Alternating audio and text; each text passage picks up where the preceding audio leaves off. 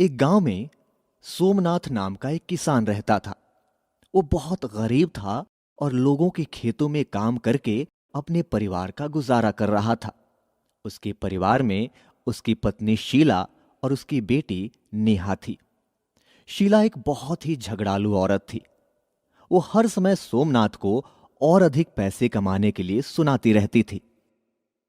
हे भगवान, न जाने कौन सी घड़ी थी जो मैं इस आदमी से ब्याह दी गई। कितना कहती हूं कि कोई और काम धंधा क्यों नहीं करते। किसानों के खेतों में काम करने से भला कितना पैसा मिलता है। घर में बेटी भी है जिसकी आगे पढ़ाई और शादी दोनों हैं, पर इस आदमी को मेरी कोई बात समझ में ही नहीं आती।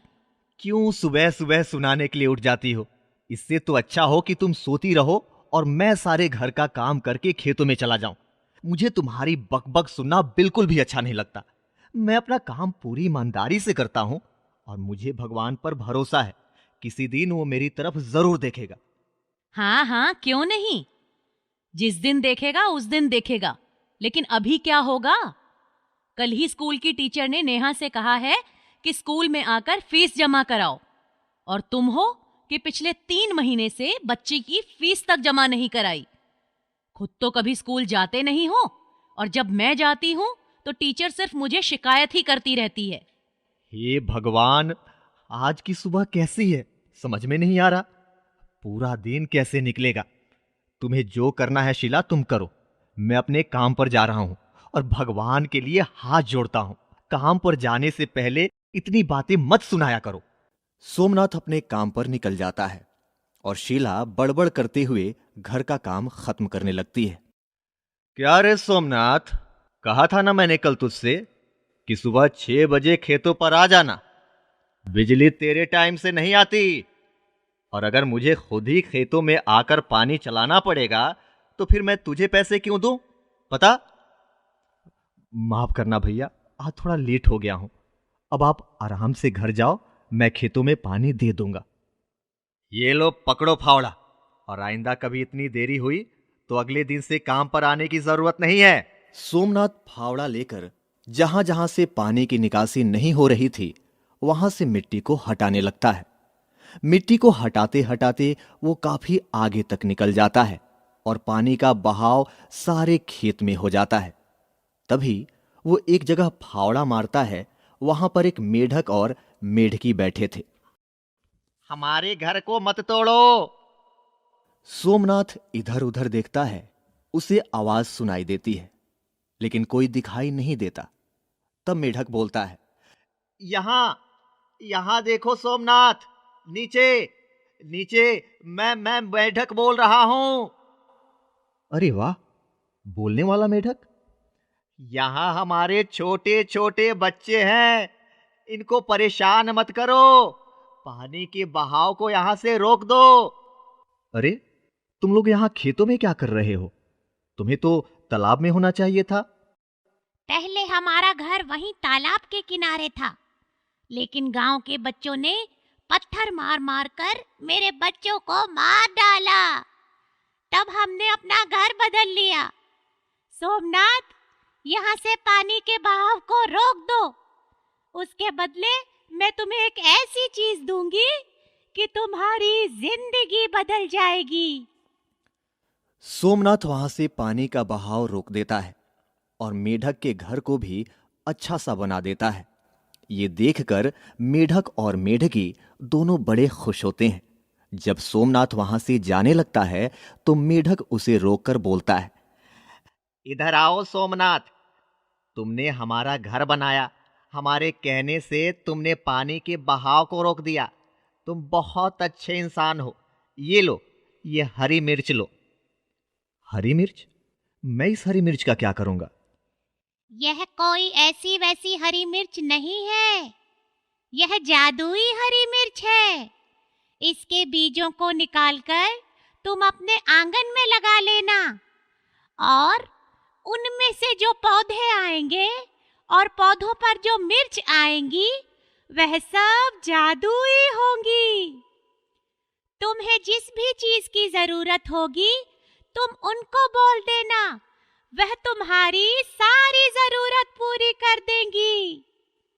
सोमनाथ उनसे वो हरी मिर्च ले लेता है, लेकिन उसे यकीन नहीं हो रहा था कि ये एक जादुई हरी मिर्च है।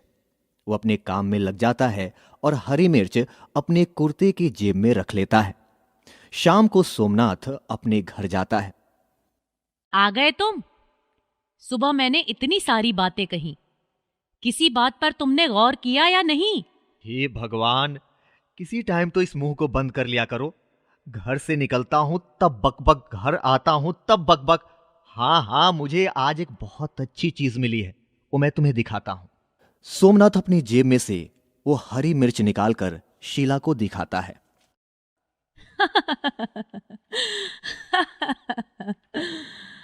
हरी मिर्च? मैंने तो सोचा कि तुम न जाने मुझे कौन सा खजाना दिखा रहे हो। इस हरी मिर्च का मैं क्या करूंगी? जिस हरी मिर्च को देखकर तुम हंस रही हो, जानती हो ये हरी मिर्च जादू की है, जादुई हरी मिर्च। और देख लेना, सुबह मैं इसके बीजों को यहां आंगन में लगा दूंगा, फिर हमारे वारे न्यारे हो जाएंगे। तुम्हें और कुछ नहीं मिला? मुझे बेवकूफ बनाने के लिए तुम्हें लगा कि मैं इतना लड़ती हूं तो तुम मेरे सामने कुछ भी बात बोलोगे? नहीं, मैं तुम्हें कोई बात नहीं बोलूंगा।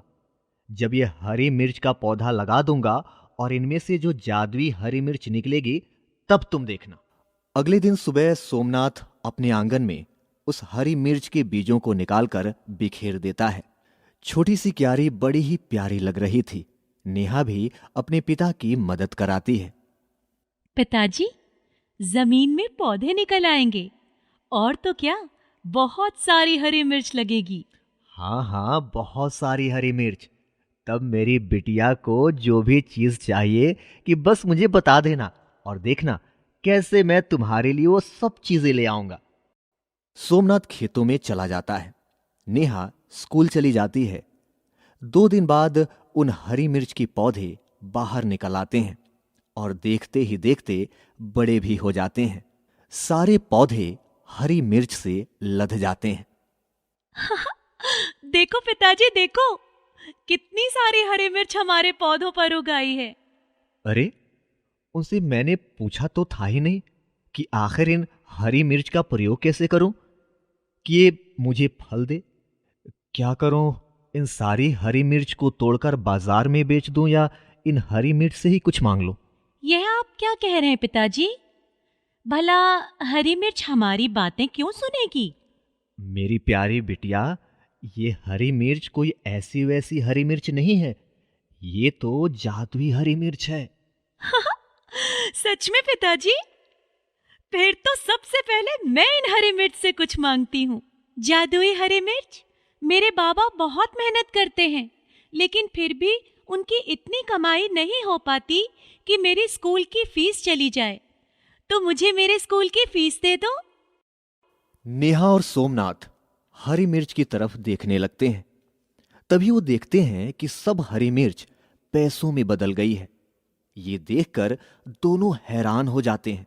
नेहा और सोमनाथ जल्दी जल्दी उन सारे पैसों को इकट्ठा कर लेते हैं, और जैसे ही सारे पैसे इकट्ठे होते हैं, सारी हरी मिर्च वापस हरी मिर्च में बदल जाती हैं। देखा पिताजी, देखा, यह हरी मिर्च तो सचमुच में जादुई हरी मिर्च है। अब तो हमारे पास ढेर सारे पैसे हैं। कर भला तो हो भला। नेहा, मैं भी बहुत खुश हूं। इन पैसों में से ये लो, तुम अपने स्कूल की फी जमा कर देना, और बाकी सब मैं तुम्हारी मां को दे देता हूं। सोमनाथ घर के अंदर आता है और सारे पैसे शीला के हाथ पर रख देता है। ढेर सारे पैसे देखकर शीला की आंखें हैरानी से फैल जाती है। वो सोमनाथ से पूछती है, इतने सारे पैसे कहां से आए? माँ, अब आपको परेशान होने की जरूरत नहीं है। यह सारे पैसे हमें जादुई मिर्च ने दिए हैं। हाँ हाँ शीला, ऐसे क्या देख रही हो? नेहा सच कह रही है, ये सारी हरी मिर्च ने हमें दिए हैं। यकीन ना हो तो आओ मेरे साथ, मैं तुम्हें दिखाता हूं। सोमनाथ शीला को लेकर अपने आंगन में जाता है और मिर्ची के पौधे के पास जाकर बोलता है, हे मिर्च के पौधे, हमें और पैसे दो। सब पौधों पर लगी हुई हरी मिर्च पैसों में बदल जाती है। ये देख शीला खुशी की मारे उछल पड़ती है और जल्दी जल्दी सारे नोटों को वहां से उतार लेती है। अरे वाह, यह तो सचमुच में जादुई पौधे निकले। हम तो अमीर हो गए। अब हम बहुत अमीर हो जाएंगे। अति हर चीज की बुरी होती है शीला। हम लोगों को सोच समझकर काम करना होगा। हमारी जितनी जरूरत है हम उतने ही पैसे हरी मिर्च से लेंगे। कहीं ऐसा ना हो हम ज्यादा लालच करें और हमें फिर कुछ भी ना मिले। तुम कंजूस के कंजूस ही बने रहना। जब हमारे पास जादुई मिर्च है तो हम एक ही दिन में उनसे बहुत सारे नोट ले लेते हैं ना। जब हमारे पास बहुत ढेर सारा पैसा होगा तब हमें डरने की कोई जरूरत नहीं होगी। नहीं माँ, नहीं, बाबा बिल्कुल सही बोल रहे हैं। हमारी जितनी जरूरत है हम उतने ही पैसे लेंगे। लेकिन शीला के मन में बहुत लालच आ जाता है। वो उन दोनों के चले जाने के बाद पूरा दिन हरी मिर्च के पौधों से बोलती, हरी मिर्च के पौधे और पैसे दो, हरी मिर्च के पौधे और पैसे दो। पूरा दिन में उसने बहुत सारे पैसे इकट्ठे कर लिए। लेकिन शाम होते होते वो पौधे मुरझाने लगे और रात होते होते वो सारे पौधे मुरझाकर जमीन पर गिर गए। ये देखकर सोमनाथ को बड़ा दुख हुआ और वो खेतों में गया। सोमनाथ, हमने तो तुम्हारी मदद करने की सोची थी, लेकिन तुम्हारी पत्नी बहुत ही लालची औरत है। उसने हरी मिर्च से पूरा दिन इतने पैसे मांगे कि वो बेचारी उन्हें पैसे दे देकर बुरी तरह थक गई और मुरझा गई। जो होता है अच्छे के लिए होता है। शीला को भी अक्ल आ गई होगी। अब उन पैसों को बहुत संभाल कर खर्च करेगी। आप लोगों का धन्यवाद। उधर घर पर शीला को अपनी गलती का बहुत पछतावा होता है और वो कसम खाती है कि जितने भी पैसे उसके पास है वो उसे बहुत ही सोच समझकर खर्च करेगी। चलो, भगवान की दुआ से अब हमारे पास इतने पैसे तो हैं कि अगर कुछ हो तो हम पैसों को खर्च कर सकते हैं। यह सब मेरी ही गलती है। मेरे लालच की वजह से वे पौधे मुरझा गए। लेकिन मैं वादा करती हूँ ये सारे पैसे मैं नेहा के भविष्य के लिए रखूंगी। अच्छी बात है शीला, तुमने ये बहुत अच्छा सोचा। बाकी हम मेहनत मजदूरी तो करते ही हैं। हमारा गुजारा पहले जैसे हो रहा था अभी वैसा ही होता रहेगा। शीला हाँ में गर्दन हिलाती है, पर उसे बड़ा दुख था कि उसकी लालच की वजह से उसने जादुई हरी मिर्च के पौधों को मुरझा दिया।